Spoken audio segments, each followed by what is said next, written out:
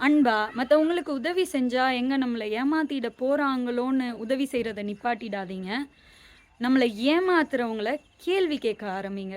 இந்த பதிவும் என்ன ஏமாத்திட்டு இருக்கிற என் குடும்பம், என்னோட நண்பர்கள்னு நான் நெனச்ச மனிதர்கள், அத தாண்டி அத இன்னும் யாரும் கேள்வி கேட்காத இந்த சமுதாயம். இது எனக்கு மட்டும் கிடையாது. என் குழந்தைக்காக மட்டும் நான் கேட்கல. இனி வரப்போற பல இயற்கை நம்பிகள் எல்லா உயிருக்காகவும் தான் இந்த உலகம் ஒரு சந்தோஷமான உலகமாவும், அன்பானவங்களும், உதவி செய்றவங்க இருக்கிற உலகமா இருக்கணும் அப்படின்னா, கேள்வி கேட்டு தான் ஆகணும். இந்த சமுதாயம் வந்து தட்டி கேட்க வேண்டிய விஷயங்கள வந்து அழகான வார்த்தைகளுக்குள்ள எப்பயுமே மறைச்சுக்கிட்டே இருக்கும். உதாரணத்துக்கு வந்து குடும்பத்துக்குள்ள நடக்கிற அநியாயங்கள வந்து யாராவது சண்டை போடுறாங்க, அடிக்கிறாங்க அப்படின்னு கேட்டோம் அப்படின்னா, குடும்பம்னா அப்படிதானப்பா இருக்கும். குடும்பம்னா சண்டை இல்லாம இருக்குமா? அப்படி இப்படின்னு தான் இருக்கும். இந்த மாரி வார்த்தைகளுக்குள்ள மூடி மறைப்பாங்க. அதேபோல பேரண்டிங் அப்படின்ற ஒரு விஷயம். நான் வந்து அம்மாவ ஆனதுக்கப்புறம், இயற்கை நம்பி எங்க கைக்கு வந்ததுக்கப்புறம், நான் பொதுவா நெறைய பிரச்சனைகள குடும்பத்துக்குள்ள சந்திச்சேன். அப்பதான் எங்கள மாதிரி யங் கப்பிள்ஸ் அவங்களுக்கு குழந்தை பொறந்ததுக்கப்புறம், இன்னும் மத்த குடும்பங்கள்ல கேட்குறப்போ, இயல்பாவே நெறைய குடும்பங்கள்ல சேம் குழந்தை பொறந்துட்டா குடும்பத்துக்குள்ள இப்படிலாம் நடக்கிறது சகஜம் தான். அப்படின்ற வார்த்தையும் கேள்விப்பட்டேன். அப்பதான் எனக்கு தோணுது, ரெஸ்பான்சிபிலிட்டி அப்படின்ற ஒரு விஷயத்த எடுத்துக்க வேண்டிய கட்டத்தில, தாத்தா, பாட்டி இல்ல கூட இருக்கிற அண்ணன், தம்பி, தங்கச்சி, சித்தப்பா எல்லா உறவுகளும் குழந்தை பெத்துக்கிட்டவங்களுக்கு அந்த காலகட்டத்தில தான் இருக்கதிலேயே ப்ரெஷர குடுக்குறாங்க. இந்த வீடியோ வந்து அன்பான குடும்பம் கிடைச்சவங்களுக்கு கிடையாது. ரொம்ப சந்தோஷம். உங்களுக்கு அன்பான குடும்பமும், உங்கள பார்த்துக்கிறதுக்கு அக்கறை காட்டுறவங்க இருக்கிறதுக்கு எனக்கு ரொம்ப சந்தோஷம். ஆனா, இந்த உலகத்தில நெறைய பேருக்கு, நெறைய குழந்தைங்களுக்கு அன்பான ஒரு வாழ்க்கை கிடைக்காததுக்கு காரணம், இந்த ரெஸ்பான்சிபிலிட்டிலேருந்து ஓடுற உறவுகளால. ஸோ, இந்த பதிவு வந்து தன்னுடைய பொறுப்பை எடுத்துக்கிறாத குடும்பங்களுக்காக தான் பதிவிடுறேன். என்னோட குடும்பம் என் குழந்தை பொறக்கறதுக்கு முன்னாடி எதெல்லாம் நல்லது, சரி, என் மருமக வந்து இப்படி, அப்படின்னு பாராட்டியதோ, என் குழந்தை வந்ததுக்கப்புறம் அந்த 8 வருஷ வாழ்க்கையும் வந்து பொய்யா மாறிடுச்சு. இது பர்ட்டிகுலரா நான் அலங்காநல்லூர் மக்களுக்கு அட்ரஸ் பண்ண விரும்புறேன். 2017 ஜல்லிக்கட்டு புரொட்டஸ்ட் ஜனவரி 16ஆம் தேதி நான் வாடிவாசலுக்கு வந்தேன். மீத 6, 7 நாளும் மெரினால திருவள்ளுவர் சிலை மேல 10, 12 மணி நேரம் உட்காந்துட்டு இருந்தேன். கடைசி நாள் போராட்டத்தப்ப வைகை ஆத்து மேல இருந்த அந்த ரயில் போராட்டத்துல நான் இருந்தேன். இப்படி எல்லா நாளும் போராட்ட களத்துல தான் இருந்தேன். என் குடும்பத்துல இருந்து நெறைய எதிர்ப்பு இருந்தாலும், ஒரு நியாயமான விஷயத்துக்கு நிக்கணும்னு நான் அங்க இருந்தேன். கார்த்திகேயன் அப்படின்றவர நான் காதலிச்சனால, அங்கேயே என் வாழ்க்கையும் நான் அமைச்சுக்கிட்டேன். இன்னைக்கு அலங்காநல்லூர சேர்ந்த மோகன் பாண்டியன் அப்படின்றவரு, அதாவது அவர் என்னோட மாமனார். 2017 மே மாசத்துல இருந்து நான் அலங்காநல்லூர்ல தான் வாழ ஆரம்பிச்சேன். என்னுடைய மாமனாருக்கு இந்த கேள்வி 2017 இருந்து 19 பாதி வரைக்கும் எனக்கு திருமணம் ஆகல. நான் அலங்காநல்லூர்ல தான் இருந்தேன். உங்களுக்கு அப்போ 60 வயசு. எதுக்காக திருமணம் ஆகாம எங்க வீட்ல இருக்கம்மா, நீ உங்க வீட்டுக்கு போன்னு அன்னைக்கு சொல்லல. இன்னைக்கு இந்த பொண்ணு வந்து கல்யாணம் ஆகாமயே இப்படி இருக்கிற பொண்ணு. அன்னைக்கு உங்களுக்கு தெரியலையா? சந்துரு அப்படின்றவரே 2019ல நான் திருவண்ணாமலைக்கு வந்துட்டேன். கார்த்திகேயனும் திருவண்ணாமலைக்கு வந்துட்டாங்க. உங்களுக்கு 27, 28 வயசு ஆச்சு இல்லையா? எதுக்காக உங்க தம்பியோட காதலி இருக்கிற ஊருக்கு நீங்க வந்தீங்க? உங்கள அப்படி யாரும் 28 வயசுல புடிச்சிட்டு வந்து இங்க வச்சுக்க முடியாது இல்லையா? 32, 33 வயசு வரைக்கும் 5 வருஷம் திருவண்ணாமலையில என் கூட இருந்திருக்கீங்க. யாராவது உலகத்துல அவ்ளோ வளர்ந்த ஒரு ஆண கட்டுப்பாட்டுல வச்சிருக்க முடியுமா? எதுக்காக எங்கள நாங்க உங்கள கூப்பிடல. எதுக்காக நீங்க திருவண்ணாமலை வந்து தங்குனீங்க? இன்னைக்கு எதுக்கு உங்க தம்பியும், உங்க தம்பி பொண்டாட்டி ஆகிய நானும் ஏமாத்திட்டோன்னு ஊரு ஃபுல்லா சொல்லிட்டு திரியிறீங்க? மோகன் அப்படின்றவருக்கு அன்னைக்கு அது சரி, இன்னைக்கு அது தப்பு. ஆனா என்ன பொறுத்த அளவுக்கு நான் பண்ணது தப்பாவே எனக்கு தெரியல. வேல்பாரி அப்படின்ற ஒரு புத்தகத்தை தமிழகமே தூக்கி கொண்டாடினோம். அதில் வள்ளியும் முருகனும் பெற்றோரோ இல்லை குடும்பத்துக்கிட்ட கேட்கல. நம்ம முன்னோர்கள் அப்படி தான் இருந்தாங்க. ஒருத்தர் ஒருத்தர் பிடிச்சிருந்துச்சு. வாழ்க்கையை வந்து தொடங்கி தன்னோட பயணத்தை ஆரம்பித்தாங்க. அதே போல தான் எனக்கு கார்த்தியை பிடிச்சிருந்துச்சு, கார்த்திக்கு என்ன பிடிச்சிருந்துச்சு. நாங்கள் ஒன்றா வாழ்ந்தோம். அதையும் தாண்டி வேல்பாரியில் காமிச்சிருக்கிற மாதிரி யாழ் முன்னோர்களோட கலாச்சாரம் பாரம்பரியம் மாதிரி தான் என் திருமணமும் நடந்தது. 2000 வருஷம் கழித்து யாழ் மீட்டி திருமணம் நடந்தது எனக்கு தான் அப்படின்னு பெருமையாக நான் சொல்லுவேன். இதை தாண்டி நம்ம முன்னோர்கள் வாழ்ந்த வாழ்க்கைப்படி இயற்கை மரபு சார்ந்து என் திருமணம் நடந்துச்சு. அதனால இங்கே யாராவது என்னுடைய கேரக்டரை வந்து இழிவுபடுத்தினா அவங்களோட மனசுக்குள்ளே தான் அந்த அழுக்கு இருக்குது. நான் அப்படி அழுக்கானவ கிடையாது. இன்னைக்கு எனக்கு திருமணம் நடந்து இயற்கை முறையில் இயல்பா சுகப்பிரசவம் அப்படின்ற ஒரு வார்த்தைக்கு அர்த்தம் என்ன அப்படின்றத என் பிரசவத்தில் நான் தெரிஞ்சுக்கிட்டேன். இன்னைக்கு என் குழந்தை இயற்கை நம்பி என் கையில் இருக்கான். நான் இயற்கை சார்ந்து வாழ்ந்துட்டு இருக்கேன். என்கிட்ட கிட்டத்தட்ட 100 ஜிபிக்கு ப்ரூஃப் இருக்குது. எல்லாத்தையும் என்னால் இங்கே அப்லோட் பண்ணிகிட்டு இருக்க முடியாது. டிசம்பர் 8ஆம் தேதி என் குழந்தையோட 2வது பிறந்த நாள். எனக்கு அம்மாவா வாழ்க்கை இருக்குது. இங்கே நான் கொடுத்துருக்கிற ஆதாரம் போதுமானதுன்னு அலங்காநல்லூர் மக்கள் நினச்சாலும் சரி, இல்லை பொதுவாக என் நண்பர்கள் நினச்சாலும் சரி, சட்டம் நினச்சாலும் சரி, எனக்கு சேர வேண்டிய பொருட்களும் எங்களுக்கு கிடைக்க வேண்டிய நியாயத்தையும் வாங்கி தருவீங்க அப்படின்ற நம்பிக்கையில் இந்த பதிவு. எங்கள் அப்பா கிட்டேருந்து கற்றுக்கிட்ட 2 விஷயம். ஒன்று, அவர் உயிரோட வாழ்ந்தப்ப தன்னை சுற்றி இருக்கிற எல்லாருக்கும் பண உதவியிலேருந்து நிறைய உதவிகள் செய்வார்.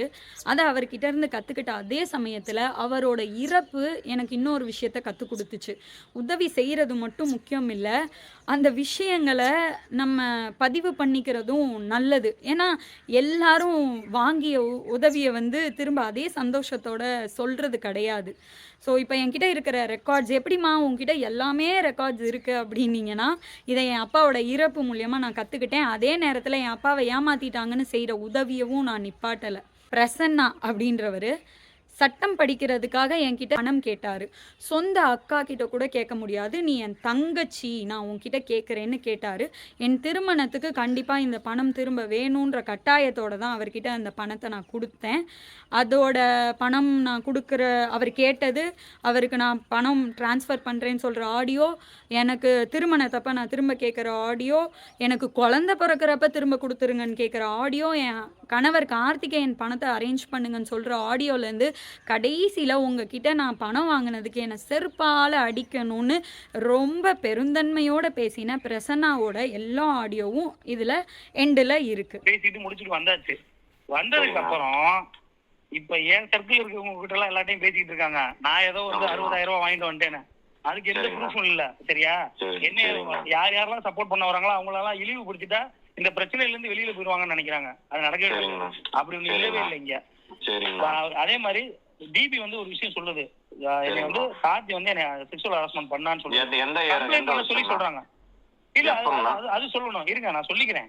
இருங்க சொல்ல மாட்டீங்க. சொல்லிக்கிறேன். ஹலோ அண்ணே கேக்குதாண்ணே? கேக்குது கார்த்தி. இது காலைல இருந்து வித்யாவோட பேங்க் சர்வர் வந்துட்டு ரொம்ப டவுனாவே இருக்கு. நானும் ஒரு 2 hours உட்காந்து செக் பண்ணிட்டே இருக்கேன். பணம் எட்டதான் இருக்கு, பேங்க் சர்வர் ஏதோ டவுன்ல இருக்கு, பே ஆக மாட்டேங்குது. ஓ அப்படியா? கூகுள் பேலயும் செக் பண்ணிட்டேன். அப்புறம் நம்ம மொபைல் பேங்கிங், ஸ்டேட் பேங்கோட மொபைல் பேங்கிங் ரெண்டுமே மாத்தி மாத்தி தான் ஒரு 1 மணி நேரத்துக்கு 2 மணி நேரம் செக் பண்ணிட்டு இருக்கேன். எந்த டைம்னாலும் போட்டுருவாங்கன்றத அது மேல ஏதாச்சும் அவங்க அக்கௌண்ட் நம்பர் போட்டு நம்ம டிரான்சாக்ஷன் ஆகுற ஸ்கிரீன்ஷாட் வேணா அனுப்பிச்சு விட்டோம், அதை கூட அனுப்பிச்சு விட்டுருங்க. அந்த அளவுக்குலாம் அவங்க நம்பிக்கை இல்லாம இருக்க மாட்டாங்க. சொன்னா அவங்க வந்து இது பண்ணுவாங்க. பட் அவங்களே ரெக்வஸ்ட் பண்ணி தான் கேக்குறாங்க. அது இஷ்யூ இல்ல, நம்ம சொல்லிக்கலாம்.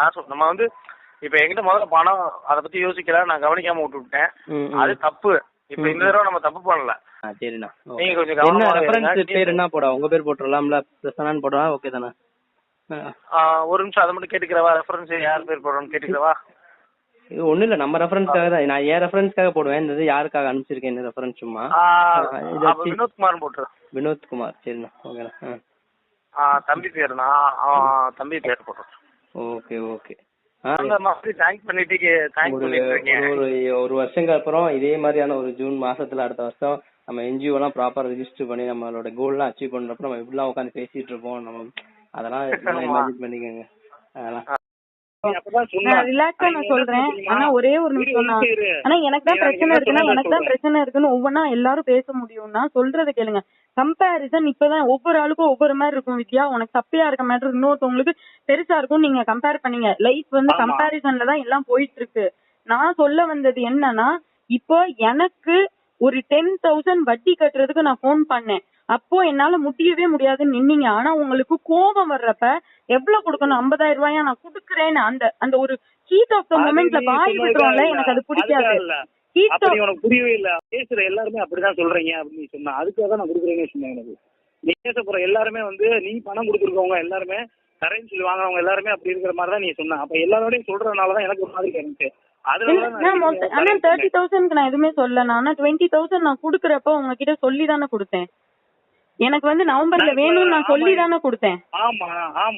அதனாலதான் அப்படி சொன்னேன். அதனால உங்களை நான் எல்லாரோடையும் கம்பேர் தான் நான் பண்ணேன். ஆமா நான் ஒத்துக்கிறேன். நான் கம்பேர் பண்ணேன். ஏன்னா அப்படி சொன்னதுனாலதான் நான் சொன்னேன். பேசுறது ஒண்ணுமே இல்ல இல்லையா? நீ வந்து எதிர்ப்பு கொண்டு கூட அடிச்சிடலாம். நீ இப்ப பேசுறத கேட்டா இல்ல இந்த மாதிரி வார்த்தைகள்லாம் தயவு செய்து பேசாதீங்க. தயவு செய்து இப்படி பேசாதீங்க. நீங்க ஆனா ஒன்னே ஒண்ணு சொல்லிடுறேன், வாயில மட்டும் கோவப்படுறது பிரயோஜனமே கிடையாதுண்ணா.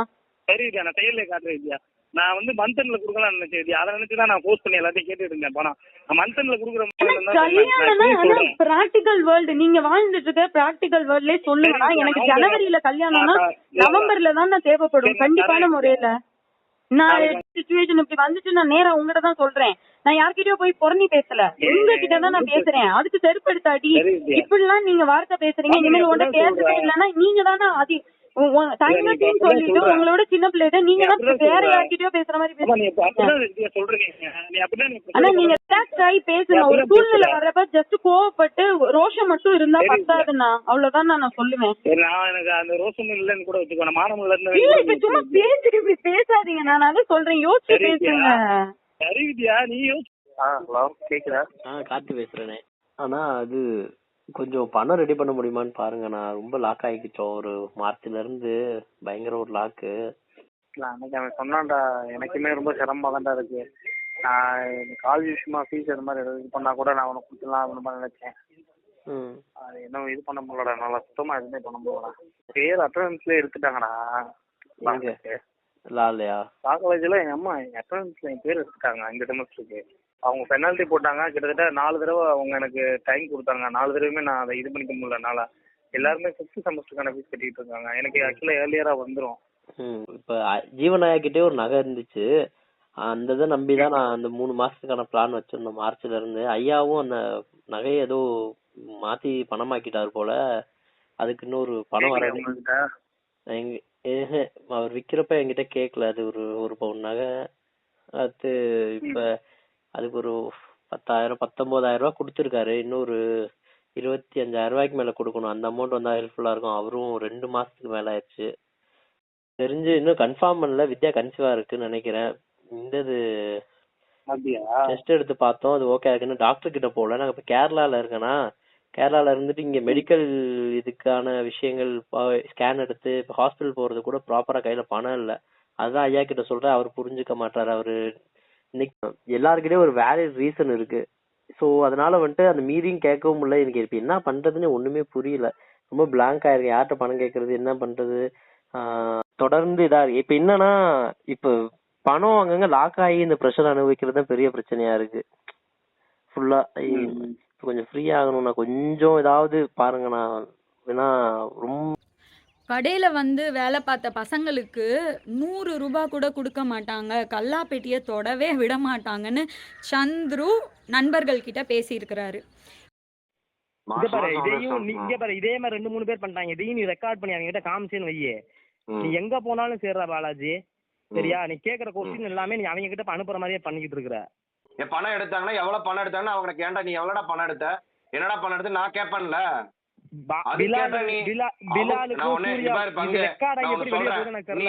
நீ என்னை ரெக்கார்டு பண்ணு, நான் என்ன ஆனாச்சும் எனக்கு அதை பத்தி நான் கேட்கறது நீ ஒண்ணே ரெக்கார்ட் ஒண்ணுதான். பண்ணி அவங்க கிட்ட சொல்றேன்டா, சொல்லிடாதீங்கடா சொல்றேன்.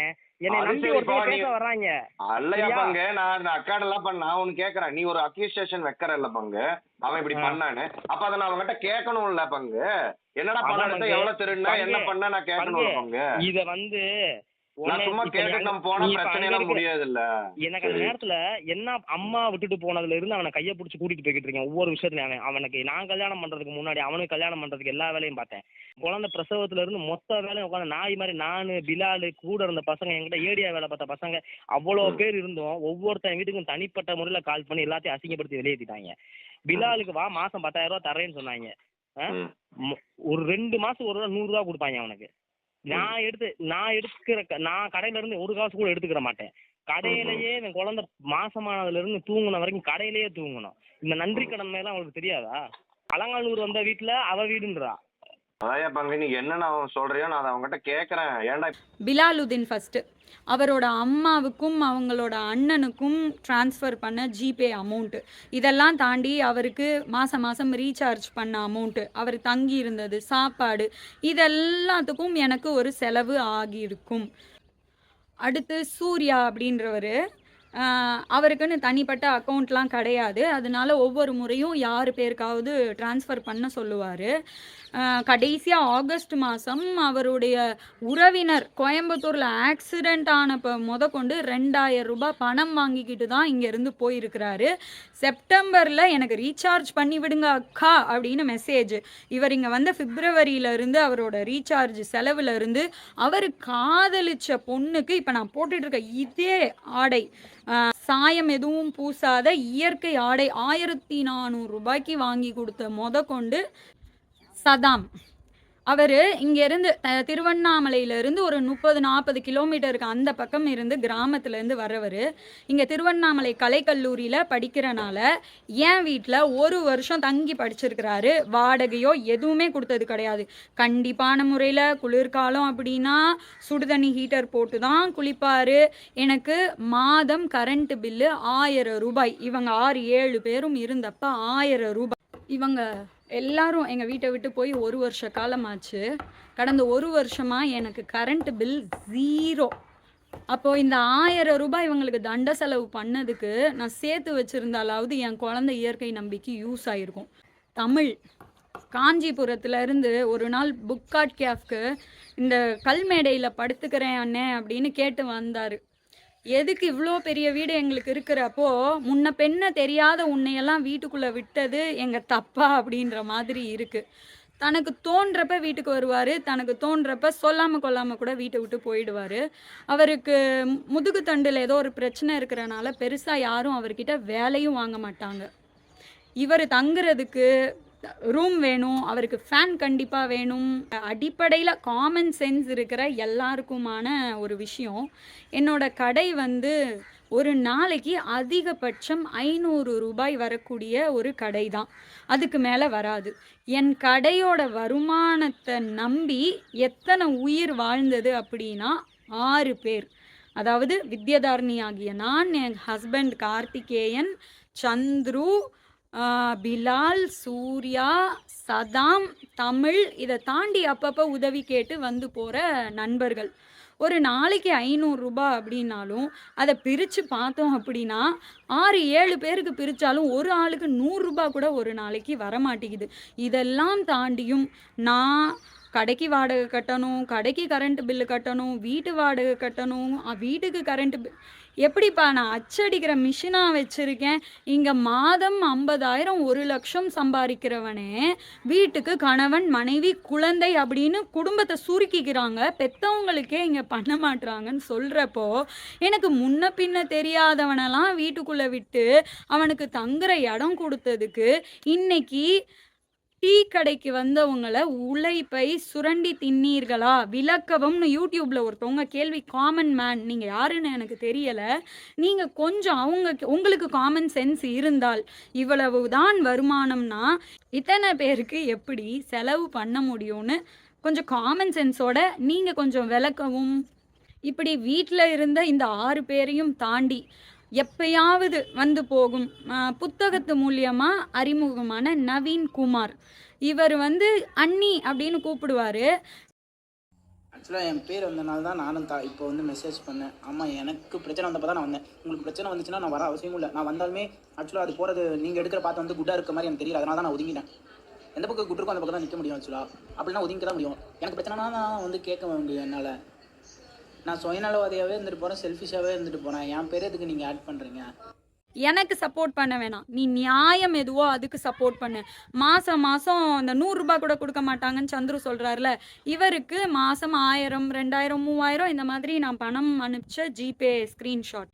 இதெல்லாம் தாண்டி எங்கள் வாழ்க்கையில் வந்து திருவண்ணாமலையில் மட்டும் 5 வருஷம் இந்த வீடு பலருக்காக நாள் கணக்கு, வார கணக்கு, மாத கணக்கில் தங்கியிருக்காங்க. இங்கே மதுரையை சேர்ந்தவங்க, தமிழ்நாடு, அதர் ஸ்டேட்டு, இல்லை பல நாட்டை சேர்ந்தவங்க எல்லாம், இந்த உலகத்தில் இருக்கிற பலரும் வந்து எங்கள் வீட்டில் தங்கியிருக்காங்க. இயல்பாக எங்கள் வீட்டில் இருக்கிற எல்லா பொருளையும் பயன்படுத்துவாங்க. எங்களோட பைக்கை எடுத்துகிட்டு போவாங்க, வருவாங்க, எல்லாமே செய்வாங்க. இந்த உதவியெல்லாம் சொல்லி காமிக்க வேண்டிய அவசியம் இருந்திருக்காது. பட் இந்த மாதிரி கீழ்த்தரமான மனிதர்கள் துரோகம் செய்கிறப்போ நாங்கள் என்ன மாதிரி வாழ்க்கை வாழ்ந்தோன்னு சொல்லி காமிக்க வேண்டிய கட்டாயத்தில் இருக்கேன். இது மாதிரி கோவிட் காலத்தில் தனக்கு சாப்பிட்றதுக்கும் தங்குறதுக்கும் இடம் இல்லைன்னு சொல்லி வந்தவங்க தான் அபிநயா ஜோதி, அதாவது சந்துருவுடைய எக்ஸ் லவ்வர். இன்னைக்கு சந்துரு அப்படின்றவர் செக்ஸ் அப்யூஸ் என் ஹஸ்பண்ட் மேலேயும் சொல்கிறாரு. 6 மாசமா அந்த இடத்த எழுதி கொடுத்துறேன்னு சொல்லிட்டு தான் நான் அவங்ககிட்ட சொன்னேன். குழந்தை இருக்கு, எனக்கு தேவையில்லை, எழுதி கொடுத்துறேன்னு சொன்னேன். ஊரு பூரா அவன் போயிட்டு ஒவ்வொன்றா ட்ரம்மரா அடிச்சுக்கிட்டே இருக்கிறான். நீங்க வந்ததுக்கு அப்புறம் வீட்டுக்குள்ள இருக்க எல்லா பொண்ணுங்க கிட்டே அவன் தப்பு தப்பா நடந்திருக்கிறியான். விடுவியாலேயே சரி, அத நான் பழிய போடுறேன். உனக்கு எப்ப தெரியுது விஷயங்கள் வந்துட்டு ட்ரூத் ஆர் டேர் விளையாடுவீங்களாமே காலேஜ்ல? உனக்கு எப்ப தெரியும் நான் கேட்டேன். காலேஜ்ல உனக்கு எப்ப தெரியும்? எனக்கு மெசேஜ் இப்பதான்டா படிச்சேன் நானு. பங்கே உனக்கு எப்ப தெரியும்? இதெல்லாம் இப்பதான்டா தெரியும். இப்பதான் தெரியும்? ஆமா, கன்ஃபார்ம் இப்பதான். இல்ல சந்துரு எல்லாம் மீன்ஸ் நான் ஜியா வீட்டுல எங்கேன்னு கூப்பிட்டு வச்சு திவ்யாவுக்கு தப்பா மெசேஜ் பண்ணேன் அப்படின்னு ஒரு விஷயம் கிளம்பிச்சுல. எனக்கு ஞாபகம் இல்லையே. அப்படியா? அன்னைக்கு நிறைய சண்டை நடந்துச்சு, அது மட்டும் எனக்கு ஞாபகம் இருக்கு. எல்லாரும் சண்டை போட்டுட்டு இருந்தாங்க, வித்யா, தீபிகா எல்லாம். மீன்ஸ் என் மேல ஒரு அபியூசிங் இது பண்ணாங்க, அந்த எதுவுமே ஞாபகம் இல்லடா. என்னாச்சு இப்போ? நீ சந்திரோட கான்டாக்ட்ல இருக்கியா, இல்ல அங்க இருந்து ஏதாவது கதை தெரியுமா? இல்ல நான் யார்கிட்டயும் பேசவே இல்லை. லேண்ட் ஒண்ணு அங்க இருக்கு, வித்யா பேர்ல வாங்கின லேண்டு, மீன்ஸ் வித்யாவோட பணத்துல வாங்கின லேண்டு. அதுல நான் வந்து சந்திர பேர் ஆட் பண்ணி வச்சிருந்தேன். ஸோ இந்த விஷயம்லாம் சைன் பண்ணி கேட்டு கொஞ்ச நாள் அது போயிட்டு இருந்துச்சு. கடைசியாக சைன் பண்ணி தரோன்னு ஒரு சூழல் வரும்போது அந்த மெசேஜ் திரு அப்படின்றவரை கடந்த 1 வருஷமா காண்டாக்ட் பண்ண முடியல. திருவண்ணாமலை C1 போலீஸ் ஸ்டேஷன்ல இருந்து தான் இந்த செப்டம்பர்ல ஃபோன் நம்பர் வாங்கி கொடுத்துருக்காங்க. 5 நிமிஷத்துல அபி அப்படின்றவங்க சந்துருக்கு தகவல் தெரிவித்து கத்தாரில் இருக்கிற கார்த்தியோட ஃப்ரெண்டுக்கு கால் போய் எங்களுக்கு 10வது நிமிஷம் கால் வருது, எதற்காக அபிநயா ஜோதியிடம் கால் பண்ணீங்க அப்படின்னு. ஜூலை 23, 2024 தான் எனக்கு இந்த செக்ஸ் அப்யூஸ் பற்றி தெரிய வந்தது. பட் இதை பற்றி அன்னைக்கே தெரிஞ்சிருக்க வாய்ப்பு இருந்திருக்கலாம் அபிநயாவுக்கு. ஏன்னா அந்த நிகழ்வு நடக்கிறப்ப அவங்க இருந்திருக்காங்க அங்கே.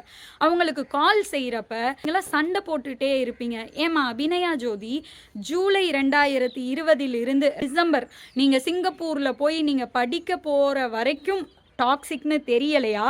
அந்த 6 மாத காலம் உங்களுக்கு தங்குறதுக்கு, உங்களோட மற்ற விஷயங்களுக்கு நாங்கள் பயன்பட்டோம்.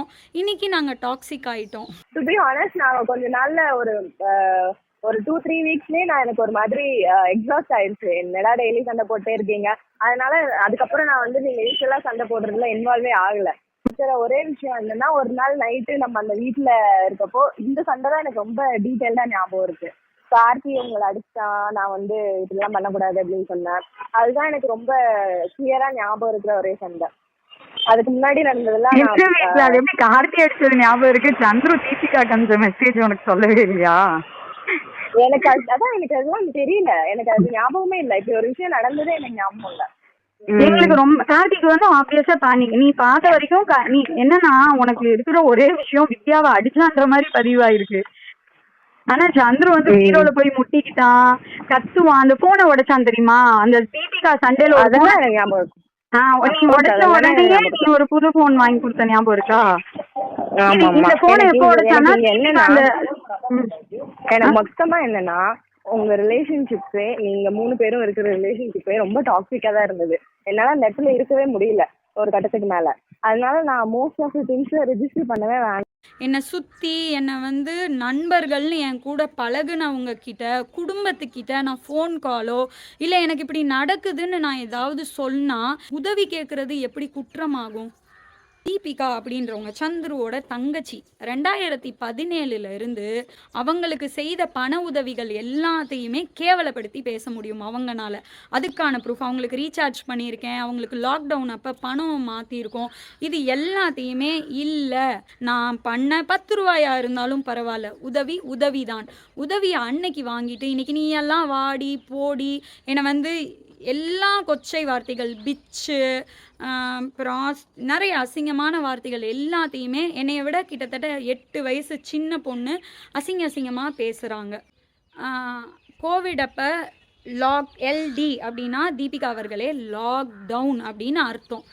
அந்த அளவுக்கு என்னை கடவுள் வந்து நல்ல நிலைமையில வச்சிருக்கிறாரு. ஓகே, அதனால யாருமே எனக்கு 1 ரூபாய் கூட செஞ்சது கிடையாது, எனக்கு அவசியமும் இல்லை. நீங்க வந்து 500 something you have transfer me 800 rupees from your GPay. So அதுல வந்து எதுக்காக எனக்கு நீங்க அனுப்பிச்சிருக்கீங்கன்னு தெரியல. ஒரு தடவைலாம் ஏதோ பிக் பஸார்ல போய் ஏதோ வாங்கிட்டு வர சொல்லிலாம் எனக்கு காசு அனுப்பிச்சிங்க, ஞாபகம் இருக்கா? நான் இங்கேருந்து கிளம்பி வரும்போது பிக் பஸார்ல போய் ஏதோ வாங்கிடுவான்னு சொல்லிலாம் காசு அனுப்பிச்சிங்க.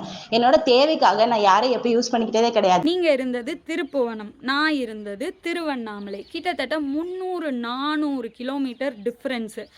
இவங்க சொல்கிற காரணம் இந்த 500 ரூபாய் வந்து நான் அவங்களுக்கு பிக் பஸார்லேருந்து எனக்கு பொருள் வாங்கி தரதுக்காக அனுப்பிச்சதான். எப்படிமா திருப்புவனத்தில் இருந்து காலவாசல் மதுரையில் இருக்கிற பிக் பஸாரில் போய் பொருள் வாங்கிட்டு திருவண்ணாமலைக்கு வந்து எனக்கு பொருள் கொடுக்க போறியா 500 ரூபாயில? ஹலோ, அது வந்துட்டு 129க்கு ரீசார்ஜ் ஆயிருக்கு. அது வந்துட்டு இன்டர்நெட் வந்துட்டு ஒரு மாசத்துக்கு 1 GB தானா, மத்த கால்ஸ் மட்டும் தான் சரி. சரி அந்த 129 ஸ்பெஷல் ஆஃபர்ல. ஓஹோ, நெட் மட்டும் தான் ஆஃபர் இருக்கால? நெட் மட்டும் ஆஃபர் இல்ல. ஆனா இன்னைக்கு ஒரு நாளைக்கு போடணும்னா செக் பண்ண சொன்னேன். அந்த ஆஃபர் வந்து 129க்கு குஜராத்லயும் சென்னையிலயும் மட்டும்தான் இருக்கா. கிட்ட 2 போன் இருக்குல்ல, இவளோட கால் நம்பரை மட்டும் அதுல போட்டுட்டு டேட்டாக்கு மட்டும் சிவாவோட வேற ஏதாவது ஆல்டர்னேட்டிவ் நம்பரை இந்த சிம்ல ஒரு மாசம் தான் வேஸ்ட். ஆல்ரெடி அவ அப்படி பண்ணியிருக்கா, பிளஸ் இப்போ ஒரு 129 பிளஸ் ஒரு 199 ஆல்மோஸ்ட் 600 rupeesக்கு பண்றா. ஹலோ, சொல்லு. இல்ல என்னன்னா இப்ப எப்படியும் 199 போட போறோம். ஏதாவது சிவா கிட்ட 2வது சிம் ஏதாவது இருந்துச்சு அப்படின்னா டியூவல் சிம்ல போட்டு அதுக்கு போட்டு விட்டுக்கலாம், 2 சிம்மை யூஸ் பண்ணிக்கலாம். என் கணவரை பெற்றிருக்காங்கல்ல அவங்க அப்பா மோகன் அப்படின்றவர், நீங்கள் சொல்கிற இந்த குற்றச்சாட்டு, இந்த சாரி அந்த பொண்ணு பேர் சொல்லக்கூடாது, இந்த மாதிரி பெண்கள் கிட்ட நடந்ததெல்லாம் கிட்டத்தட்ட 2014 17 18, அதாவது நான் வர்றதுக்கு முன்னாடி நடந்த தப்புக்கெல்லாம் நான் எப்படிப்பா பொறுப்பாக முடியும்? அது ஃபஸ்ட்டு நடந்திருக்கானே தெரியலை, அது யார் பண்ணியிருக்கானும் தெரியலை. நீங்கள் பழி வாங்கணுன்றதுக்காக ஒருத்தவங்களை இப்படி சொல்கிறது மட்டும் இல்லாமல் ஆல்ரெடி பழசு நீங்கள் வாங்கின உதவிகளையும் கொச்சப்படுத்தி பேசுகிறீங்க அப்படின்னா நீங்கள் இப்போ சொல்கிறதும் பொய்யான தகவலாக இருக்கக்கூடாதா? சிவா, நீ பேசின இந்த பிலால் அவங்க வீட்டில் வந்து என்னோட நாய்க்கெல்லாம் வந்து விஷம் வச்சு கொன்னாங்க இல்லையா, அந்த ப்ரூஃபில் இருந்து நான் அலங்காநல்லூரில் இருக்கிறப்ப 2 நாய் விஷம் வச்சு இறந்துருக்கு, 2 நாய் ரொம்ப கஷ்டப்பட்டு நாங்கள் காப்பாற்றினோம். இதெல்லாம் தெரிஞ்சும் தான் பிலால் அப்படின்றவரை 8 வருஷம் வரைக்கும் இந்த வீட்டுக்குள்ளே நான் விட்டுருக்கேன். அவங்க குடும்பத்தோட அவ்வளோ பெரிய பகை இருந்தும். சரிடா, உங்க அம்மாட்டே கேட்டுக்கூடா. சரிக்கா, நான் கேக்குறேன்க்கா. சரி. அக்கா சொல்லு. அக்கா மொத்தம் 850 ரூபா வருதுக்கா, ரைட்டாக்கா? அது தெரியலடா, நான் கூட்டிட்டு நான் சொல்றேன். இல்ல நான் சொல்றேன், வந்து 850 ரூபாக்கா. முத 200 ரூபாய்க்கு பண்ணேன், அதுக்கப்புறம் அம்மா 95 ரூபாய்க்கு பண்ணாங்க, அதுக்கப்புறம் வரிசை 35 ரூபாய்க்கு 3 தடவை பண்ணிருக்கேன், 4 தடவை பண்ணிருக்கா? அது ஒரு தடவை இல்ல கார்த்தி, வேணாம் 3 தடவை தான். அந்த 400 அதுக்கப்புறம் நான் இன்னொரு தடவை 2 தடவை இதோட 2வது தடவை நான் ஈஸி பண்ணிருக்கேன் 400 ஆமா ரூபா ம் 800. அதுக்கப்புறம் அந்த ஃப்ரெண்டு 50 ரூபா ஆமா 850க்கா. சரி சரிக்கா சரிக்கா. வச்சிரு, வர்றப்ப பாத்துக்கலாம். ஓகேக்கா. பாய்டா. தேங்க்ஸ்க்கா. ம் நாய்க்கு என்னக்காச்சு? சரியாயிட்டா ப்ரௌனி, நல்லா நார்மல் ஆயிட்டா. ஆனா எல்லாரையுமே தோட்டத்துக்குள்ளே போட்டு கட்டி யாருமே வெளியே இல்ல. கண்மணி வீட்டுக்குள்ள வெராண்டால இருக்கா. ப்ரௌனி தான் ரொம்ப சீரியஸா இருந்துச்சு. நீ கைய வச்ச அப்படின்னா 1000 ஹார்ட் துடிக்கிற மாதிரி உடம்பு அப்படியே வெடிச்சிடுற மாதிரி இருந்துச்சு. நான் கை வச்சப்ப எனக்கு பயமா இருந்துச்சு. அதுக்கப்புறம் கலந்தாங்கன்னா உடனே ஸ்பாட் அவுட் ஆயிரும். எலிமருந்து கலந்தனால அந்த வேலை செஞ்சிருக்கும். மயக்கம் மட்டும் தானே ஒரு எலிமருந்து சாப்பிட்டா. சிறப்பான செய்கை செய்யணும். இனிமேல் நாய்க்கு வளர்க்கணும். நாய் வளர்க்கணும். இந்த இடத்துல அது பாப்போம், வா லீவுக்கு வா. இதெல்லாம் தாண்டி என் மாமனார் மோகன் அவர்கள், அவருக்கு வந்துட்டு 2009 அதாவது 18 வயசில் நான் சம்பாதிக்க ஆரம்பிச்சிட்டேன். என் சொந்த பேரில் வாங்கின என்னோட ஸ்கூட்டி பெப் ப்ளஸ் இன்னும் அவர் ஓட்டிகிட்டு இருக்கிறாரு. அன்னைக்கு வாங்குறப்ப இது என் மருமகளோட வண்டின்னு வாங்கி வச்சுக்கிட்டீங்க. இன்னைக்கு நான் உனக்கு கொடுத்த காசு கை மாற்று வாங்கி கொடுத்த காசு, கால் மாற்று வாங்கி கொடுத்த காசு, என்ன காசு நீங்கள் எனக்கு வாங்கி கொடுத்தீங்க? 2007 நான் சம்பாரிச்சுக்கிட்டு இருக்கேன். என்னோட பேங்க் ஸ்டேட்மெண்ட்டு, என்னோட எல்லா விஷயங்களுக்கான ப்ரூஃப் இருந்தும் இவ்வளோ ஒரு 60 வயசு ஆகியும் இவ்வளோ கீழ்த்தரமாக நடந்துக்கிறீங்களே. நீங்கள் உங்களுடைய இளமை காலத்தில் உங்கள் மனைவி கிட்ட அடித்து கொடுமைப்படுத்துனீங்கன்னா எவ்வளோ மோசமாக நீங்கள் நடந்திருப்பீங்க. உங்களை சம்பந்தமாக பெண்கள்கிட்ட நீங்கள் தவறாக நடந்துக்கிட்டீங்க அப்படின்னு உங்கள் உறவுகளே பேசின ப்ரூஃப் ஆல்ரெடி நான் போட்டுட்டேன். உங்களுக்கு மற்ற பெண்களோட தொடர்பு இருந்திருக்கு, இன்னும் நிறைய விஷயங்கள். உங்களோட கேரக்டர் எப்படி இருக்குது, நீங்கள் சுத்தமாக இருந்திருக்கீங்களா உங்களோட இளமை பருவத்தில்? இன்னைக்கு 60 வயசாகியும் இன்னும் இப்படி கீழ்த்தரமாக நடந்துக்கிறீங்க. துரோகத்துக்கான அடிப்படை வேர் சந்துரு அப்படின்றவர் தான். இவருக்கு தங்குறதுக்கு இடம் கொடுத்ததில்ல. இங்கே திருவண்ணாமலையில் ஆசிரமத்தில் சாப்பிட்டுட்டு ரோட்டில் படுத்து கிடந்ததா சொல்லிட்டு இருக்கிறாரு. பிரியாணி வேணும்னு நீ கேட்ட ஆடியோ கால்ஸு, நீ உன்னுடைய அன்றைய காதலி இன்றைய மனைவி தரணியை சந்திக்க திருச்சிக்கு போய் டிராஃபிக் போலீஸ்கிட்ட மாட்டின டிராஃபிக் பில்லு 2023 3000 ரூபாய்க்கு ரீசார்ஜ் மட்டும் பண்ணியிருக்கேன்ப்பா. இதெல்லாம் தாண்டி நீ போடுறதுக்கு ட்ரெஸ்ஸு, உன் பிறந்த நாளைக்கு தியேட்டருக்கு போகிறேன்னா படம் பார்க்குறதுக்கு காசு, அப்புறம் என்னுடைய ஃப்ரெண்ட்ஸோ இல்லை கார்த்திகேயன் இயற்கை வாழ்வியல்லேருந்து வந்த நண்பர்கள், கார்த்திக் எழுதின புத்தகத்தில் இருந்து வந்த நண்பர்கள் மூலியமாக நாங்கள் போகிற ஏதாவது டூருக்கு எல்லாத்துக்கும் வரையில அப்போல்லாம் செலவுக்குன்னு ஒன்று தேவைப்படும் தானே. இதெல்லாம் எங்கேருந்து சந்துரு வந்திருக்கும் நீ நினைக்கிற? உனக்குன்னு 2023 வரைக்கும் பேங்க் அக்கௌண்ட்டு கூட கிடையாது, சரியா? உனக்கு பேன் கார்டு கிடையாது. நீ சம்பாரிச்சது, நீ ஒரு ஆர்டிஸ்ட், நான் ஒத்துக்கிறேன். நீ வரைவ, உன்னுடைய ஓவியம் 99 ஓவியம் என் ஹஸ்பண்ட் எழுதின புத்தகத்தில் இருக்குது. இதை தாண்டி நீ என்ன வேலைக்கு போயிருக்க, எங்கே போய் சம்பாரிச்சிருக்க, மாதம் எனக்கு இவ்வளோ சம்பளம் வந்திருக்குன்னு ஏதாவது ஒன்று சொல்லேன். இதை எங்கே கேட்டாலும் பதிலே சொல்லாமல் நீ ஒரு ஃப்ராடுன்னு என்ன சொல்லாதீங்க. நீங்கள் உங்கள் செயலை சொல்லுங்கள். கூட பிறந்துட்ட அப்படின்ற ஒரு காரணத்துக்காக கார்த்தி அப்படின்றவன் தான் எழுதின புத்தகம் விளங்காமைமை இக்கதை தொடங்காமலே முடிகிறது. இந்த 2 புத்தகமும் கார்த்தி தான் எழுதினா அப்படின்றதுக்கு நிறைய ஆதாரங்கள் இருக்குது. நண்பர்கள் சாட்சி சொல்லவும் தயாராக இருக்காங்க. இது போக இந்த இதில் கார்த்தி தான் இந்த புக்கை எழுதினா அப்படின்னு ப்ரூஃப் இருக்குது. ஆனால் சந்துரு அப்படின்றவர் கடந்த கிட்டத்தட்ட 2018 இப்போ வரைக்கும் சயன் சகோதரர்கள் அப்படின்ற பேரில் தான் எழுதாத புத்தகத்துக்கு தன்னை ஒரு எழுத்தாளனா இந்த உலகத்துக்கு போலியா இன்னொருத்தவனோட உழைப்பை சுரண்டி தின்னது நீ சந்துரு. அடுத்து நான் காசு போட்டு வாங்கின நிலம், கார்த்தியோட நண்பர் கொடுத்த பணத்தில் வாங்கின நிலத்தில் உன் பேர் இருக்குது. இந்த மாதிரி ஒரு ஆளுக்கு இன்னைக்கு குழந்தை பிறந்ததுக்கப்புறம் இப்படி ஒரு துரோகியான ஒன்றை மாதிரி ஒரு ஆளுக்கு கலை, எங்களோட உழைப்பு, எங்களுடைய இயற்கை வாழ்வியல், எங்களோட அடையாளம் எல்லாத்தையும் பகிர்ந்துக்கிட்டோம் அப்படின்னு நினைக்கிறப்ப என் ஹஸ்பண்ட் ஒரு செக்ஸ் அப்யூசர், 3 பொண்ணுங்களை டைரெக்டாக அப்யூஸ் பண்ணியிருக்காரு அப்படின்னு சந்துரு பேசின ஆடியோ ஆல்ரெடி நான் பதிவு பண்ணியிருக்கேன். ஸோ இந்த மாதிரி பண்ணியிருக்க இவருக்கு சப்போர்ட்டிவாக நிற்கிற ஆட்கள் யாருன்னா, இதுக்கு முன்னாடி நான் சொன்ன பிரசனால் ஆரம்பித்து இவங்க எல்லாரும் தான். ஸோ முன் விரோதம், முன் பகை, இது எல்லாமே இருக்கிற எல்லாரும் ஒன்று சேர்ந்து ஒரு விஷயத்தை சொல்கிறனால மட்டும் அது உண்மையை ஆகிடாது. என் பக்க கதையை குடும்பமோ இல்லை நண்பர்கள் யாராவது இது நியாயம்னு படுதுன்னா கேளுங்க. இல்லை சட்டம்தான் கேட்கணும், இது சட்டப்பூர்வமாக தான் முடியணும் அப்படின்னா எதுக்கு குடும்பம் உறவுகள் எல்லாம் இருக்குது, தண்டசோரா எல்லாருமே. பிலால் அப்படின்றவருக்கு வந்து எல்லா விதமான பெண்கள் சார்ந்து நான் சொல்லலை, சிகரெட்டு என்னெல்லாம் இருக்கோ, கூலிப்பு, அந்த மாதிரி எல்லா பழக்கமும் இருக்குது. இவருக்காக திருவண்ணாமலையில் இருக்கிறப்போ பக்கத்தில் இருக்கிற வயதான ஒருத்தவங்க தான் கம்ப்ளைண்ட் பண்ணாங்க, இந்த பையன் வந்து ஒரு மாதிரி இருக்கான்னு. பெண்கள் விஷயத்தில் தப்பு பண்ணியிருக்க மாட்டான்னு பிலாலுக்காக இன்னைய வரைக்கும் அவங்களோட நாங்கள் சண்டேல இருக்கோம்.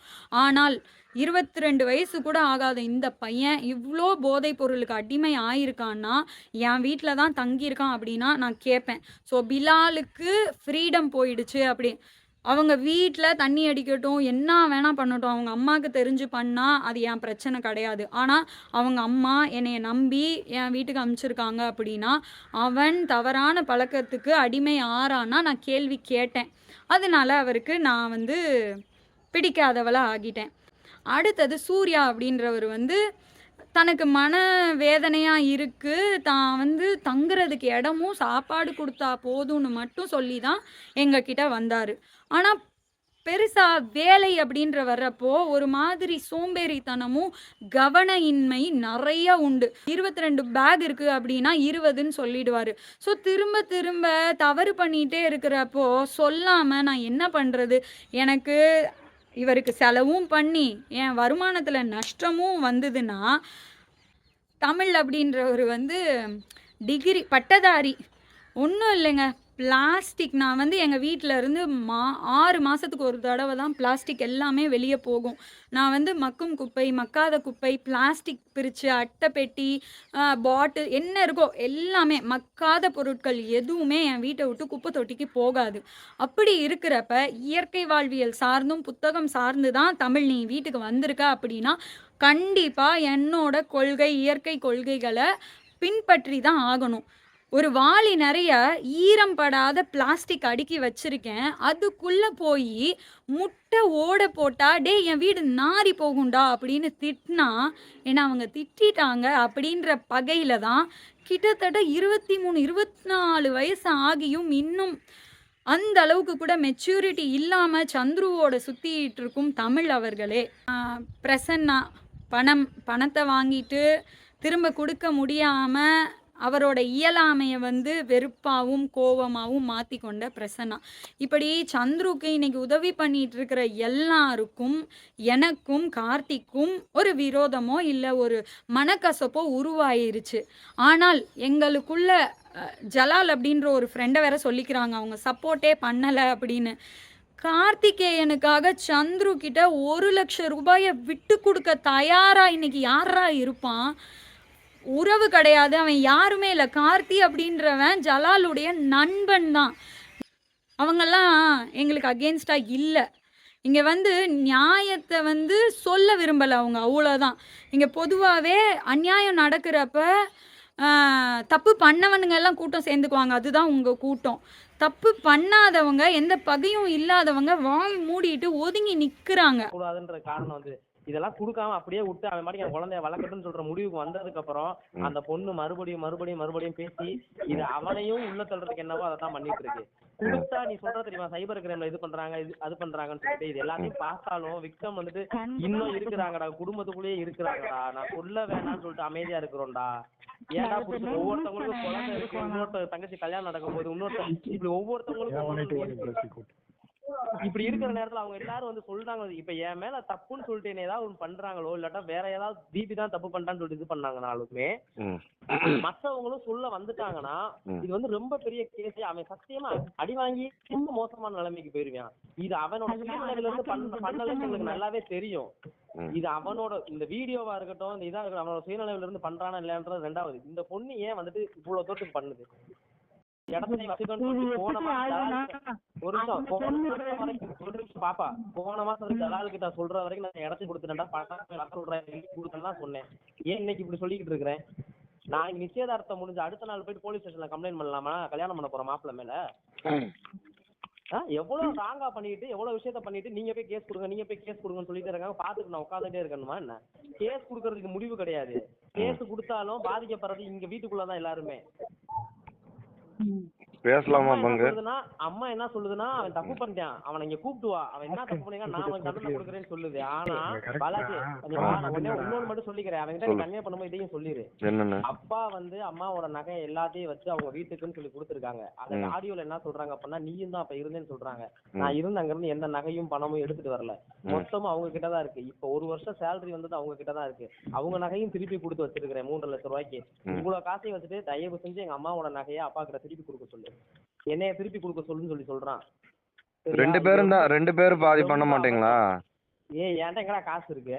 இன்னைக்கு வெளியே வந்தங்காட்டி தான் 2 பேரும் தனிங்கிறீங்க. இத்தனை நாள் அப்ப ஒட்டுக்காதான் எல்லாம் பண்ணிட்டு இருந்தீங்க. போய் கேட்டு இத்தனை நாள் பண்ணிக்கிற பணத்தை நான் முழுசு நான் வீட்டுல தங்குனதே கிடையாது. கடையில தான்டா. அம்மாவோட நகை இருக்குடா, குழந்தைக்காகவும் வீட்டு ஒத்தி வைக்கணும்னு சொல்லிட்டு வீட்டுக்காகவும் அப்பா வந்து 1.5 லட்சம் ரூபாய் அம்மாவோட நகையை வச்சு 1.5 லட்சம் ரூபாய் கொடுத்துருக்காருடா. 1.5 லட்சமா 50,000 எவ்வளவு கொடுத்தாங்க? அத நான் கிளியர் பண்ணிட்டு சொல்றேன்டா. அத கேளு ஃபர்ஸ்ட். வட்டி முதற்கொண்டு இருக்குடா, அதனால சொல்றேன். அப்போ 1.5 வருஷமா எல்லாம் என்ன சாப்பிடுறதுல இருந்து எல்லாம் தங்கறது என்ன பண்ணிட்டு இருக்கீங்க எல்லாரும் 2 பேரும்? நான் வெளிய ஆசிரமத்துல தான் சாப்பிட்டேன், தங்குனது கடையில தான் தங்குனேன். நான் வேலை பார்த்த கடையில தான் தங்குனேன். ஒரு நாள் கூட வீட்லயே இல்லையா அப்ப நீங்க? என்னையா நீ பாலாஜி உனக்கு என்ன தெரியும் பையன்? எனக்கு தெரியுதோ இல்ல, நீ வளர்த்தலான்னு பா, நீ வாங்கி கொடுக்கறக்க அவனை கேட்கலாம். இல்லைன்னா அப்புறம் இந்த பிரச்சனை முடிக்கலான்னு பாரு பங்கு. சொல்லிருக்கலாம், அவன் சொல்லுவான்ல எங்க அம்மா நகை தானே என் பேர்ல அப்படின்னு சொல்லி முடிச்சுனா என்ன பண்ணுவேன்? எங்க அம்மா நகை தானே என் பேர்ல நான் எடுத்துட்டேன் அப்படின்ட்டு என்ன பண்ணுவேன்? அப்பா வேணும்னு கேக்குறாரு. எல்லாம் பண்ணு பங்கு, நீ யோசிச்சு பாரு, அவ்வளவுதான் நான் சொல்ல முடியும். உங்க அம்மா இருந்தாங்கன்னா என்ன பண்ணுவாங்களோ அதை நீ பண்ணு, அவ்வளவுதான் நான் சொல்லுவேன். அதுக்கப்புறம் உன் இஷ்டம். சரிடா, முழுசா மொத்தமா எல்லாத்தையும் அவங்களே அனுபவிச்சுக்கிறட்டும், நாங்க இப்படியே தெரியணும். இல்லையா, நாளைக்கு தான் இடம் விற்குதுன்னா நீ எடுத்துட்டு போய, உனக்கு என்ன வேணுமோ எடுத்துட்டு போ, அவனுக்கு என்ன வேணும். நீ இப்ப ஜலாலு சொன்னான்ல, அப்ப இடத்துக்கு நீ எதுவுமே போல, அந்த 4 லட்சம் வருதா எடுத்துட்டு போய்க்கோ, எல்லாம் நீங்களும் பாதி எடுத்துக்கங்க. அதை தான் நான் அவனும் சொல்றான். இப்ப நீ இது வேணும் அது வேணும் அது செய்யணும்னு பிரச்சனை இழுத்துட்டே தான் பங்கு போற. நகையும் தான்டா திருப்பி தான் சொல்றேன். சரி, அப்ப நீ இடத்துக்கு நீ பணம் போலன்னு ஒத்துக்கிறியா? அப்ப நீ ஏன் பங்கு இரு, நான் ஒரு சொல்றேன். இடத்துக்கு நீ இடம் இருக்குல்ல, நிலம் இருக்குல்ல, நீ பணமே போடல, அதை நீ ஒத்துக்கிறீல்ல? அப்ப அப்ப அதுலயும் பணம் வருது இல்ல உனக்கு? இது அதுலயும் உனக்கு பணம் வருது இல்ல வித்தா? அதுவும் வருது, இது வேணும், ஏதோ ஒண்ணு விட்டு கொடுத்து ஏதோ ஒண்ணு பண்ணாதான் பங்கு ஆகும். அது வந்தா அடைச்சுக்க போறாங்க. அது வந்தா இவன் அடைச்சுக்க போறான். ஓகே, என்னையா நீ தயவு பங்கு உன் காலில் வேணாலும் உழுவுற, அதை முடிக்கிறதுக்கு என்ன வழியா அதை பாரு, தயவு செஞ்சு கெஞ்சி கேட்கறேன். மறுபடியும் பங்காளி பங்காளி நம்ம முடிக்கணும்னா ரொம்ப ரீசனபிளா, அவனுக்கும் இது ஆகாம நம்மளுக்கும் இது ஆகாம ரொம்ப ரீசனபிளா முடிக்கணும். இதை முடிக்கணும்னு நினைச்சீங்கன்னா, இதை முடிக்கணும்னு நினைக்கலன்னா இவ்வளவு நாள் நம்ம இவ்வளவு நேரம் நம்ம பேச வேஸ்ட். எனக்கு ஒரு விஷயம் தான், இது எல்லாமே நீங்க சந்திர சொன்னீங்கல்ல, இந்த விஷயம் எல்லாமே ஸ்மூத்தா முடிஞ்சிடும். ஆனா என்னோட கியூரியாசிட்டியில அவ திருப்பி பிரச்சனை பண்ணிக்கிட்டே. உனக்கு வராதுமா, அதுக்கு நான் எழுதி தரமா, அதுக்கு பத்திரம் எழுதி கொடுத்துடலாம். ஆமா, இந்த இல்ல தீப்தி சொடக்கல, இந்த நேம் ஆஃப் தீப்தின்னு ஒரு பத்திரத்தை போட்டு உனக்கு ஒண்ணு அவங்களுக்கு ஒண்ணு அடிச்சிடலாம். ஓகேவா? நீயும் இல்லம்மா, அதான் பண்ணி தரேன், நீ ஒண்ணு வச்சுக்கோ, அவங்க ஒண்ணு வச்சுக்கிட்டு நீ எது பேசணும் அவங்களும் எது பேசணும். ஓகேவா? சந்திரக்கு அனுப்புறேன், உனக்கு அனுப்புறேன், நீ படிச்சு பாரு. போலீஸ் கேஸ் அந்த மெசேஜ்ல வந்து அவன் பண்ணத மறந்துட்டானு தெரியல. இதெல்லாம் போனானா அவன் மாட்டிட்டான். அதுல வித்யா குளிர்காய்வா. அம்மா இத சொல்றத கேளுமா.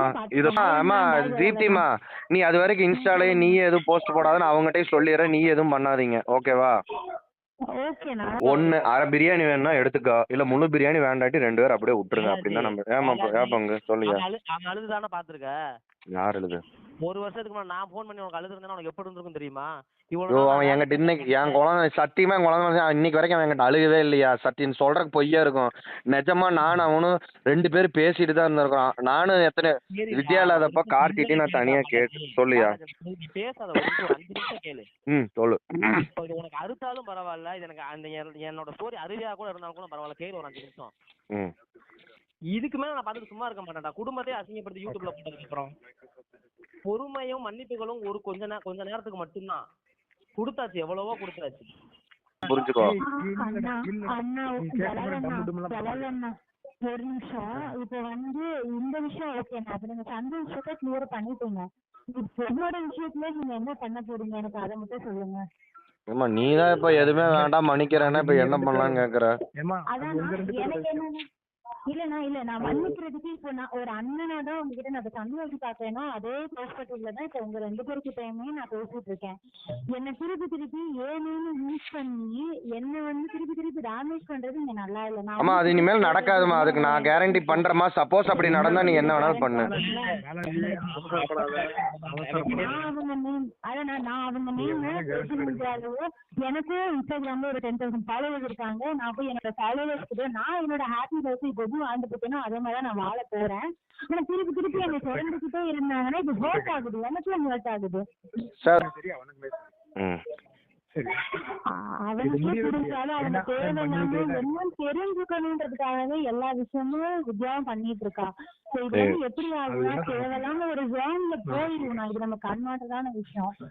எல்லாம் அவங்க லைஃப் பாருங்க, அவ்வளவுதான் நான் சொல்லுவேன். இதுவே கிடையாது. அவனை வந்து கேஸ் கொடுத்துருப்போம்.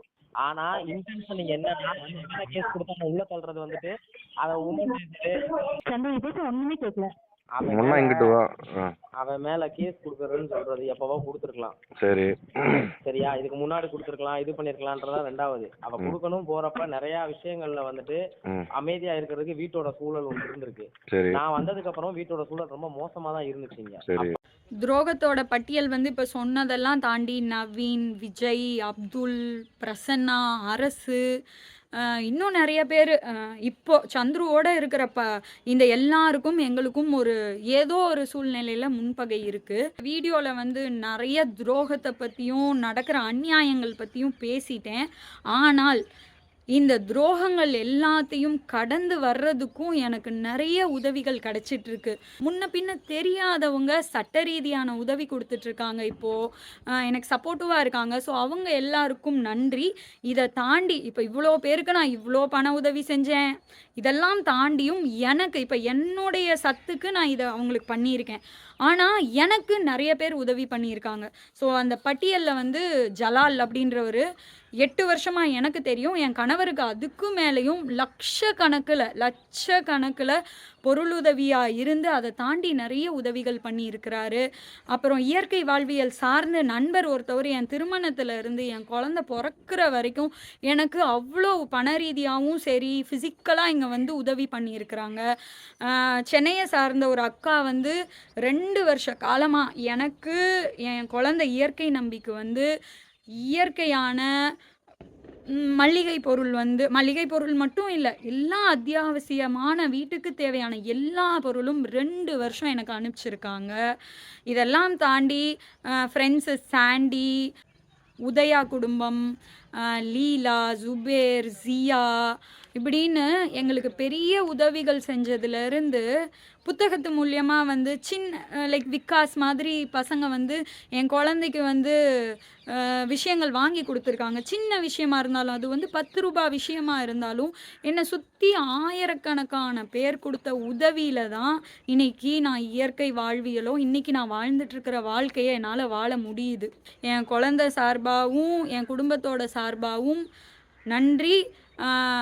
எனக்கு இன்னைக்கு வேணா பகையாளியாக இருக்கிற நீங்கள் எல்லாரும் எனக்கு இதுக்கு முன்னாடி செஞ்ச உதவிகள் எதுவுமே மாறப்போகிறது கிடையாது. எஸ், பிலால் வந்து இன்னைக்கு இப்படி இருக்காங்க அப்படின்னா, எனக்கு குழந்த பிறக்கிறதுக்கு முன்னாடி ஒரு 7 வருஷம் வந்து எனக்கு நிறைய உதவி செஞ்சுருக்கான். என் அம்மா, அப்பா, தம்பி, தங்கச்சி, என் குடும்பம் செய்ய வேண்டிய உதவிகள் பல. ஏன்னா நான் ப்ரெக்னெண்ட்டாக இருக்கிறப்போ எனக்கு அம்மாவா, பாட்டியா எல்லாமும் இருந்தது பிலால் தான். இதை நான் என்றைக்கும் மாற்ற மாட்டேன். எனக்கு செஞ்ச உதவிகள் என்றைக்கும் மாறப்போகிறது கிடையாது. அதே நேரத்தில் இன்றைக்கி அவங்க எனக்கு துரோகம் செஞ்சிட்ருக்காங்க அப்படின்னா அதையும் நான் கேட்பேன். அப்புறம் சந்துரு மெயினாக வந்து இந்த திருவண்ணாமலை ரோட்லலாம் தங்கலை, கோசாலையில் ஒரு வீடு தனியாகவும் எடுத்து கொடுத்துருந்தோம். சுவிட்சர்லாண்டை சேர்ந்த 60 வயசு அவருக்கு நண்பர் மார்க்கஸ் அப்படின்றவர் அவரோட வீட்டை வந்து என் குழந்தை இயற்கை நம்பிக்காக 6 மாத காலம் கொடுத்துட்டு போனார். ஆனால் சந்துரு, சதாம் அப்புறம் மற்ற பசங்கள்லாம் தான் அந்த வீட்டில் தங்கியிருந்தாங்க. இன்றைக்கி அந்த மெசேஜ் பாருங்கள். வித்யாதாரணி ஆதிவாசின்னு நீ ஊரை ஏமாத்திக்கிட்டு இருக்க. அந்த வீட்டில் நான் தங்கலை, சந்துரு தங்குனதுக்கு எனக்கு கிடைச்ச பேர். இந்த மாதிரி சந்துருவால் எங்களுக்கு ஏற்பட்ட நஷ்டத்துக்கு அளவே கிடையாது. நம்பி எல்லா விஷயத்தையும் நாங்கள் பகிர்ந்தோம். பட் இன்னைக்கு என் குழந்தையோட இந்த 2 வருஷம் நான் சந்தோஷமாக இருக்க வேண்டிய இந்த 2 வருஷ காலத்தை நரகமாக, வேதனையாக, சட்டத்துக்கும், போலீஸ் ஸ்டேஷனுக்கும், கோர்ட்டுக்கும், ஃப்ரெண்ட்ஸுக்கு கால் பண்ணி எனக்கு உதவி பண்ணுங்க, எனக்கு இங்கே அநியாயம் நடந்துக்கிட்டு இருக்குன்னு சொல்ல விரும்பலை. இது கர்மா அப்படின்னு வச்சிங்கன்னா சந்துருக்கு நடக்குதா என்னன்னு தெரியாது. பட் சட்டப்பூர்வமாக ஃப்ரெண்ட்ஸ் யாரும் உதவி பண்ணலைனாலும் சட்டப்பூர்வமாக என்கிட்ட இருக்கிற ஆதாரத்தெல்லாம் கண்டிப்பாக காமிப்பேன். நீங்கள் பண்ண தவறுக்கும் எனக்கு என்னை தாண்டி இயற்கை நம்பின்ற குழந்தைக்கு இந்த டயத்தில் நீங்கள் பண்ணீங்க தெரியுமா? எனக்கு நடந்த விஷயங்களை நான் கேட்குறேன். இது ஒன்றும் புதுசும் இல்லை. நம்ம சமுதாயத்தில் 10ல் 8 பேருக்கு இந்த மாதிரி கொடுமைகள் நடந்துக்கிட்டு தான் இருக்குது. ஆனால் கேட்டிருந்தோம் அப்படின்னா கொடுமைகள் கம்மியாகி நல்ல விஷயங்கள் நிறைஞ்சிருக்கும். பட் நம்ம வந்து இந்த விஷயங்களெல்லாம் மூடி மறைச்சி திரும்ப திரும்ப வாழ்கிறனால தான் இன்றைக்கி இப்போ என் அம்மா அப்பாவோ இல்லை உறவுகளோ வந்து கேட்டிருந்தா என் லைஃப் டைம் நல்லா இருந்திருக்கும். இதே போல் எல்லா தவறுகளையும் கண்ணை மூடிக்கிட்டு கடந்தனால தான் என்னோட சைல்டுஹுட்டோ இல்லை வாழ்க்கையோ வந்து கஷ்டத்தில் இருந்திருக்கு. ஆனால் இயற்கை நம்பிக்கை அதே மாதிரி அந்த குடும்பம் என் அம்மா அப்பா கேட்கல, இல்லை சொந்த பந்தங்கள் கேட்கல. ஆனால் இயற்கை நம்பியோட அம்மாவா என்னை சுற்றி நடக்கிற அநியாயத்தை எவ்வளோ பெரிய கூட்டம் பண்ணிகிட்டு இருந்தாலும் நான் அதை கேட்பேன்.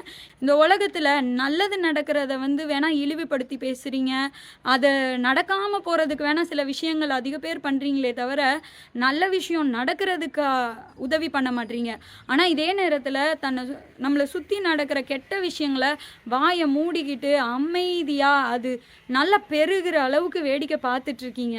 இன்றைக்கி நான் விக்டிம், உங்களுக்கு தெரிஞ்ச நிறையா பேர் விக்டிமாக இருக்கலாம். ஒரு நாள் உங்களுக்கும் நடக்கலாம், உங்களுக்கு ரொம்ப பிடிச்சவங்களுக்கும் நடக்கலாம். அம்பேத்கர், பெரியார், இந்த மாதிரி நிறைய தலைவர்கள் அன்னைக்கு அவங்க பண்ணதுக்கு எல்லாத்துக்கும் தான் இன்றைக்கி நான் ஒரு பொண்ணு இன்றைக்கி நின்று இப்படி எத்தனையோ பேர் பார்க்கக்கூடிய அளவுக்கு ஒரு பதிவு இட முடியுது. அதே போல தான் இந்த சமுதாயம் வந்து சுற்றி நடக்கிற டொமஸ்டிக் அப்யூஸ் இல்லை செக்ஸ் அப்யூஸ் ரிலேட்டடான விஷயங்களை மூடி மறைக்காமல் நார்மலைஸ் பண்ணாமல் கேள்வி கேட்டாதான் ஃப்யூச்சரில் இப்படி ஒன்று ஏன்னா இன்றைக்கி சுதந்திரமாக பெண்கள் பேசிகிட்டு இருக்கோம் அப்படின்னா ஒரு நாள் வந்து இந்த டொமஸ்டிக் அப்யூஸும் இதெல்லாம் நிற்கும். இன்றைக்கி எங்களை மாதிரி யாராவது ஒரு 4 பேர் கத்துனாதான் ஒரு நாள் இதுவும் தடுக்கப்படும். வருங்காலத்தில் இங்கே இருக்கிற இதை பார்த்துட்ருக்கிற எல்லாரோட குழந்தைங்களா இருக்கட்டும், உங்களுக்கு பிடிச்சவங்களுக்காக இன்றைக்கி எங்களை மாதிரி சிலர் பேசிகிட்டு இருக்கோம். இந்த உலகம் வந்து அழகாக மாறணும். இப்போ வந்து பெரிய விஷயங்கள், ஜாதி கொடுமை இல்லை பெண்கள் அடிமைத்தனம், இதெல்லாம் வந்து ரொம்ப ரொம்ப பெரிய பெரிய விஷயங்கள். இது பொதுவான விஷயங்கள். ஆனால் டொமஸ்டிக் அப்யூஸ் அப்படின்றது நம்ம வீட்டுக்குள்ளே நம்ம கூட இருக்கிறவங்களுக்கு நடக்கிறது. இது வெளி விஷயம் கிடையாது. பிள்ளைக்கு அப்பா பண்ணுறானா, ஒய்ஃபுக்கு பையன் பண்ணுறானா, அம்மாவுக்கு வேற யாரோ பண்ணுறாங்களா, அது என்னென்னு கேளுங்க. இதை இப்போது உங்களுக்கு வந்து உங்கள் குடும்பத்தில் இருக்கிற அந்த 5 பேர் 10 பேர் தான். ஆனால் சட்டம் போலீஸுன்னு போனால் எத்தனை லட்சம் பேருக்கு எந்த போலீஸ் நியாயம் சொல்ல முடியும், சட்டம் கோர்ட்டு தீர்ப்பு சொல்ல முடியும்?